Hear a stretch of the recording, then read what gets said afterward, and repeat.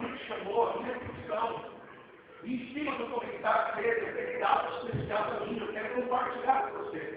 Ele disse que como eles não tinham animais para trabalhar trigo, tinha que precisar de animais, porque o trigo era jogado na areia, e ali o esboço passava por cima do trigo, e depois a semente era separada. Era um trabalho que não podia ser feito por uma pessoa normal, uma pessoa sozinha. Então, Gideão, usando a sua inteligência, sabendo que não tinha animais, sabendo que se ele fizesse isso na areia, e se ele chamasse outras pessoas para ajudar, talvez poderia passar a informação que o inimigo tinha vindo roubar aquilo que ele estava plantando, aquilo que ele estava cultivando. Então, na sua inteligência, para absorver o seu inimigo, eles moram lá no Monte Alto, onde ele mora, porque segundo os estudiosos da casa, eles podem ser construídos em pedras. A pedra é quebrada, vai ser um grande tanque, aonde as pessoas entram e ficam em azeitona para fazer azeite de uva, para fazer suco de uva. Então, na frente de Gideão, ele entra dentro do lagar, um lugar escondido no Monte Alto, ninguém veria. Sabendo ele que não tinha coisa para ajudar ele, porque o que ele fazia?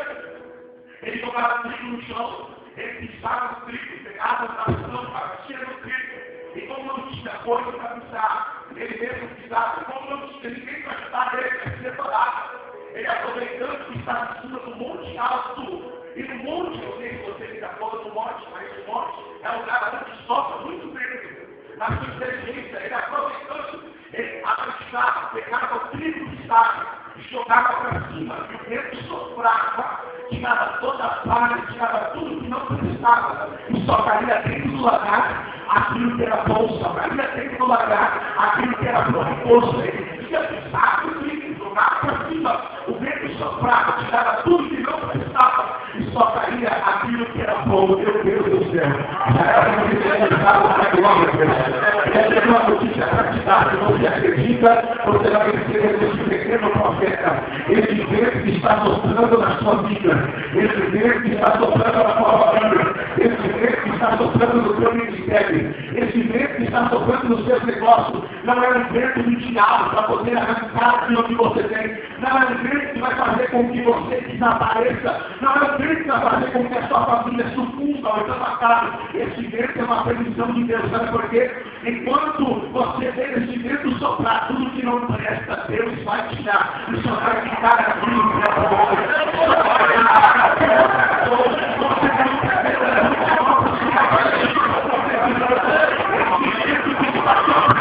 Vai tirar tudo que não presta. E só vai acontecer na sua vida aquilo que é jogar de graça.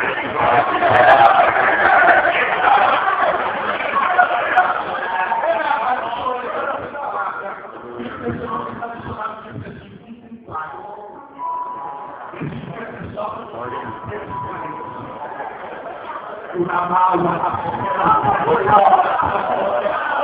estão olhando o que você vai comer, estão olhando e estão pensando o que você vai vestir, estão olhando e estão pensando que você vai entregar a credencial, estão olhando e estão pensando que você vai mas olha, eu dizer para você, não vai acontecer isso, tudo que está acontecendo é só Deus, depois que o vento soprar, só vai soprar o que é bom, só vai soprar o que é bom. Olha aqui para mim, escute só, Gideão está lá, de repente o anjo aparece lá no trabalho. Olha para Gideão, salva ele. Arão, valoroso. Em outra tradução, guerreiro poderoso. Aí ele olha, o que está Ei, Gideão, o Senhor é contigo. Gideão, olha, presta atenção. Gideão olha e fala assim, Senhor? O Senhor é conosco. Se o Senhor é conosco, por que está vindo esse mal? Se o Senhor é conosco, por que está acontecendo tudo isso? Gideão não entendeu o certo. Deus não falou que era conosco, Deus falou que era com ele. Deus não falou no plural, Deus falou no singular. Deus falou assim, eu sou com você. Eu escolhi você. Eu vou levantar você. E através de você, eles vão saber que eu sou Deus. Através de você, eles vão saber que é eu. Agora, escuta só. E não vão entender, ele vai entender no futuro, vai entender depois. E vocês também vão entender. O anjo do Senhor começa a dizer assim, ó, através do seu braço, você vai libertar o seu povo da mão do olhando. Aí ele olha e dá desculpa de todos que estão chamados, todos que estão escolhidos. Ele olha e fala assim, como Senhor, eu sou o mais pequeno da minha casa. A minha tribo é a mais pequena. Como o Senhor vai fazer? Deus olha para ele e fala assim, eu prometi com você. Eu serei contigo. E você vai destruir todos como se fosse um só. Eu vou para você. Deus está com você, Deus está com a sua casa, Deus está com a sua família, Ele está te fortalecendo, Ele está te dando graça, Ele está dando a sua mente. Não se preocupe, o homem te decepciona, o homem se esquece de você, mas Deus está dizendo, eu sou contigo. Vamos lá. Gideão, graças a Deus, pega e fala assim, o anjo do Senhor apareceu para mim, peraí. O senhor espera aqui, eu vou te falar. Eu vou falar, faz um negocinho do senhor, no pé.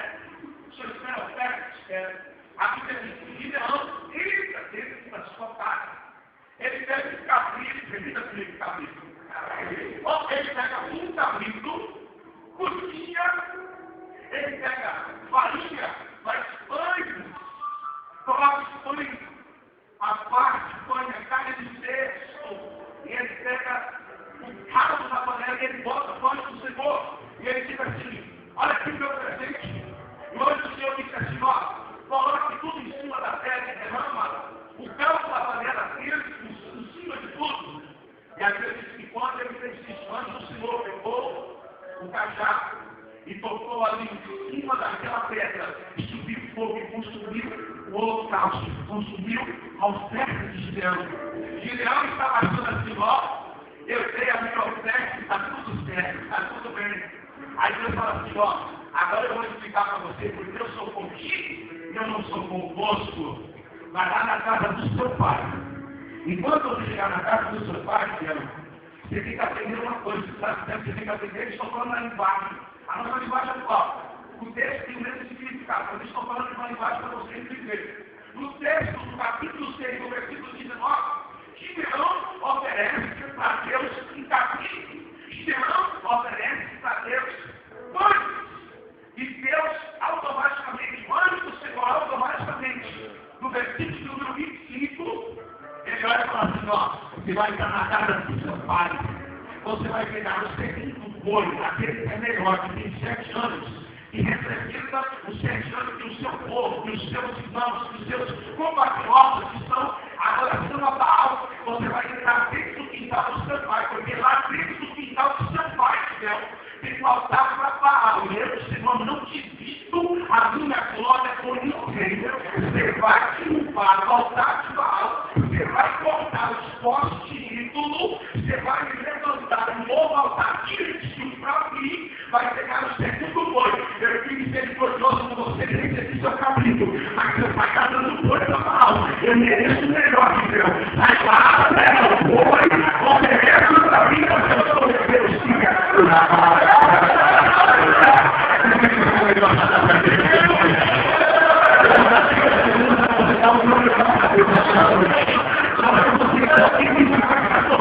Eu já dei glória, ele tem algo diferente. Ele não é o melhor, ele tem algo do íntimo da sua alma e sua Deus.